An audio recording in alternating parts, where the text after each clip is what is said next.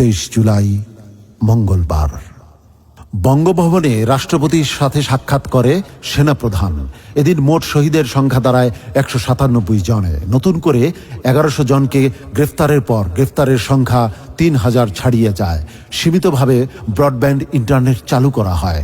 দেশের বিরুদ্ধে ষড়যন্ত্রকারীদের আইনের আওতায় আনা হবে বলে হুঁশিয়ারি দেন তৎকালীন স্বরাষ্ট্রমন্ত্রী আসাদুজ্জামান খান কামাল। জাতিসংঘের মুখপাত্র স্টিফেন ডুজারিক বাংলাদেশে বিক্ষোভ চলাকালে জাতিসংঘের লোগো সম্বলিত যানের ব্যবহার নিয়ে উদ্বেগ জানান। তিনি বলেন, জাতিসংঘের লোগো শুধু শান্তি রক্ষা মিশনে নিযুক্ত থাকার সময় ব্যবহারের বিধান রয়েছে।